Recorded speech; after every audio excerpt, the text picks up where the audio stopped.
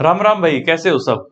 Income tax department के अंदर vacancies निकली हैं स्पोर्ट्स कोटा के तहत राजस्थान जोन में।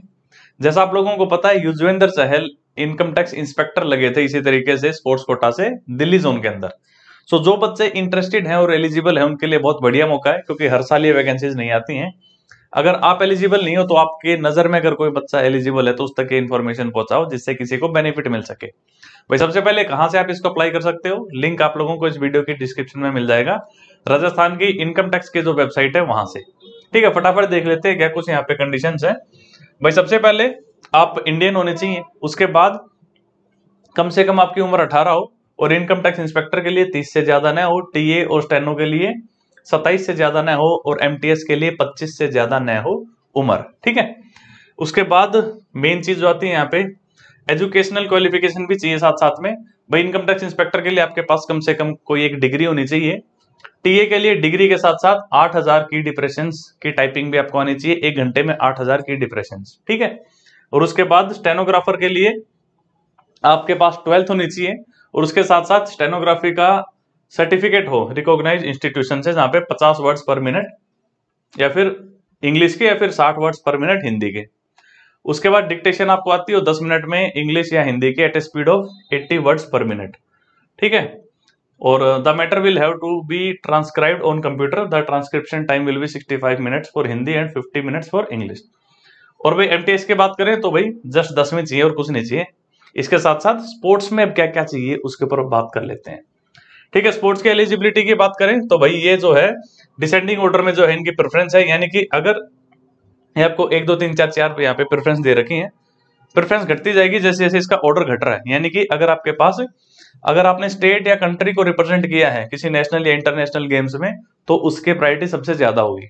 उसके बाद उससे कम प्रायोरिटी किसकी होगी, अगर आपने यूनिवर्सिटी को रिप्रेजेंट किया है अपने किसी इंटर यूनिवर्सिटी टूर्नामेंट्स में, फिर उससे कम प्रायोरिटी किसकी होगी, अगर आपने स्टेट स्कूल्स को कहीं पे रिप्रेजेंट किया है national sports games for schools conducted by school federation in any of the game sports as mentioned in para 4। ठीक है, पैरा 4 आगे आ जाएगा।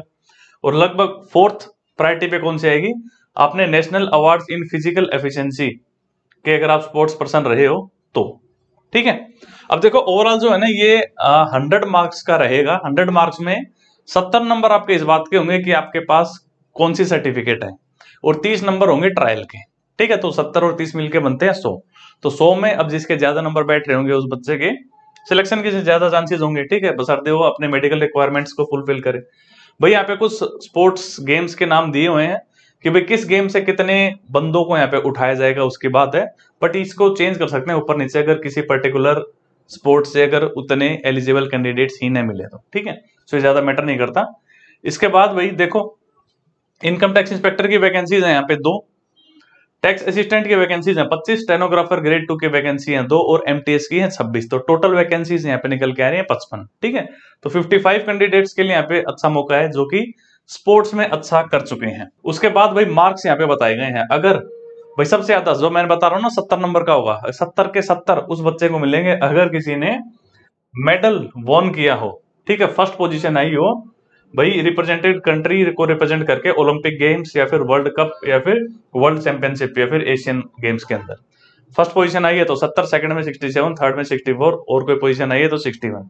इसके बाद यहाँ पे बस पूरी लिस्ट दे रखी है कि कब कब किस चीज को आपने कब रिप्रेजेंट किया और कौन सी आपकी पोजीशन आई है, तो उस बात के कितने नंबर आपको यहाँ पे मिलेंगे उन 70 में से, और बाकी के 30 नंबर का क्या होगा, ट्रायल। ठीक है, तो इसमें से गो थ्रू हो जाए ना, काफी बड़ी नोटिफिकेशन है आराम से। ट्रायल फिर होगा कितने नंबर का, 30 नंबर का।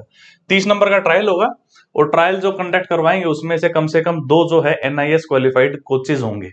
ठीक है, तो जो कोचेज होंगे एनआईएस क्वालिफाइड उनके मतलब सुपरविजन के अंदर यहाँ पे ट्रायल लिया जाएगा। और ट्रायल की चलो बात तो बाद में है, पहली बात आप कंडीशन को फुलफिल करो और फॉर्म भरने में कोई गलती ना करो, क्योंकि अगर फॉर्म अधूरा हुआ या फिर अगर कोई अपने सर्टिफिकेट ढंग से मतलब मेंशन नहीं कर रखी है तो फिर आपका फॉर्म रिजेक्ट हो सकता है। ठीक है, इसके बाद बस वही है, जब आपका ट्रायल होगा, ट्रायल में अगर आपकी फर्स्ट पोजीशन आती है तो 30 नंबर मिलेंगे, ट्रायल 30 नंबर का है। अगर सेकंड पोजीशन लाओगे तो 25, थर्ड में 22, फोर्थ में 20, फिफ्थ में 18 और सिक्स्थ में 16 नंबर। ठीक है, तो फिर यही है भाई, मेन देख लो टीम इवेंट्स के बारे में यहाँ पे कुछ लिखा गया है, देख लेना, ऐसा कुछ ज्यादा है नहीं। तो अच्छा मौका यार। वैसे देखो अगर आप सीजीएल के थ्रू अगर यहाँ पे आते हो, यानी कि सीजीएल क्लियर करके आओगे और अगर आपको इनकम टैक्स इंस्पेक्टर बनना हो राजस्थान के अंदर, अगर आप जनरल कैटेगरी से हो, तो कम से कम आपको ऑल इंडिया रैंक जो है 20, 25, 30 तक लेके आनी पड़ेगी। इससे पीछे ऑल इंडिया रैंक जाती है जनरल कैटेगरी में इनकम टैक्स डिपार्टमेंट के अंदर इंस्पेक्टर मिलना मुश्किल हो जाता है राजस्थान के अंदर। ऐसे ही अगर आप जनरल कैटेगरी से हो, टीए बनना चाहते हो, राजस्थान में आ रहे हो, तो ऑल इंडिया रैंक आपकी लगभग 2000 तो कम से कम लानी पड़ेगी। इससे पीछे जाओगे तो जनरल कैटेगरी से थोड़ा सा मुश्किल हो जाता है। बट वही चीज है, उससे भी ज्यादा मेहनत लगती है इन स्पोर्ट्स इवेंट्स के अंदर एक सर्टिफिकेट को हासिल करने में। तो अगर कोई बच्चा ऑलरेडी उतनी मेहनत वहां पे कर चुका है, तो उसके लिए वो स्टार्टिंग से पूरा सीजीएल विजिएल के अंदर से गो थ्रू होने वाला प्रोसेस उसका घट जाएगा। उसके लिए के बहुत बढ़िया मौका है, अच्छा मौका है। तो कल से इनके फॉर्म्स ओपन हो गए थे और आई थिंक 16 जनवरी इसकी लास्ट डेट है फॉर्म भरने की, अप्लाई कर देना। अदरवाइज सीजीएल 2024 की बात करोगे तो अभी कम से कम 7-8 महीने पड़े हैं, है ना। तो जो बच्चे इसके लिए एलिजिबल हैं एटलीस्ट वो तो इसको ट्राई कर ही लो। बाकी बच्चे अपने सीजीएल 2024 की तैयारी में लगे रहो, क्योंकि आई एग्री थोड़ा सा गैप आ गया है 23 और 24 के बीच में। अदरवाइज 21 और 22 फटाफट थे, 22 और 30 भी फटाफट थे। 23 में थोड़ा सा गैप आ गया। थोड़ी सी तैयारी अपनी बढ़िया रखो, कंटिन्यू रखो। और अगर किसी बच्चे ने अभी तक मॉक टेस्ट नहीं लिए हैं तो मैं रिकमेंड कर सकता हूँ कि आप टेक्स्ट बुक का पास ले सकते हो। यहाँ पे फिलहाल सुपर ऑफर चल रहा है। और उसके साथ साथ अगर आप भाई कोड का इस्तेमाल करते हो BHAI, तो भाई कोड लगाने से एक 10% का एडिशनल डिस्काउंट भी मिल जाता है। तो कोई भी एग्जाम की तैयारी कर रहे हो आप, चाहे आपका ये IB वाला एग्जाम हो गया, सीजीएल हो गया, CHSL, MTS है, रेलवे के एग्जाम्स हो गए, सभी एग्जाम्स के आपको यहाँ पे मॉक टेस्ट मिल जाते हैं। नॉर्मल पास होता है इनका टेक्स्ट बुक का, उसमें आपको सारे मॉक टेस्ट मिल जाएंगे। और एक टेक्स्ट बुक का प्रो पास होता है, प्रो पास के अंदर वो सारे मॉक टेस्ट मिलेंगे जो नॉर्मल पास में है। साथ साथ में जो कि उस पर्टिकुलर एग्जाम के जो पास्ट पेपर्स के जो मॉक टेस्ट बनते हैं वो भी आपको मिल जाएंगे। यानी कि पास्ट पेपर्स भी मॉक टेस्ट की फॉर्म में आपको मिल जाते हैं प्रो पास के अंदर। ठीक है, तो मेरी तरफ से बेस्ट ऑफ लक। वही बात है, खींच के रखो चीजों को, क्योंकि अब सिलेक्शन लेने मतलब इतने आसान नहीं है। एक टाइम था 2011, 12, 13, 14, 15, 16 में ना, मतलब सीजीएल में आप देखोगे थोड़ा बहुत पढ़ गया, कुछ एक सेक्शन छोड़ के आप जाते थे, हो जाता था। बट अब आपको हर एक सब्जेक्ट पे आपकी पकड़ होनी चाहिए और हर एक सब्जेक्ट के हर एक टॉपिक पे पकड़ होनी चाहिए। वो टाइम तो गया कि जब मैथ्स और इंग्लिश के दम पे सिलेक्शन हो जाता था या मैथ्स रीजनिंग के दम पे हो जाता था। अब तो मतलब जीके भी मांगती है एसएससी। तो बस मेरी तरफ से बेस्ट ऑफ लक। एक बार घुस जाओ डिपार्टमेंट के अंदर। तो जैसा मैं कहता हूँ डिपार्टमेंट के अंदर एक बार आ जाओ, उसके बाद थोड़ा सुकून मिलेगा लाइफ के अंदर। एक तो बेरोजगारी वाला जो फेस आपका है ना वो निकल चुका होगा, और एक बार एग्जाम आपका कोई भी क्लियर हो जाए उसके बाद जो कॉन्फिडेंस आता है, उस कॉन्फिडेंस से जब आप कोई दोबारा एग्जाम देते हो लाइफ में, तो उस एग्जाम में भी आप बेहतर परफॉर्म करते हो।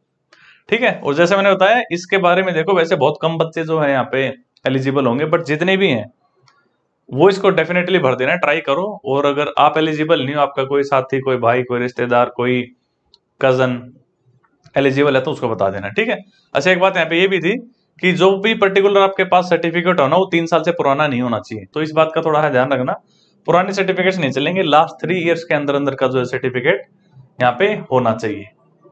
ठीक है, तो चलिए गाइस, रखते हैं इस वीडियो में इतना ही, मिलेंगे नेक्स्ट वीडियो में। Tata, take care, bye bye.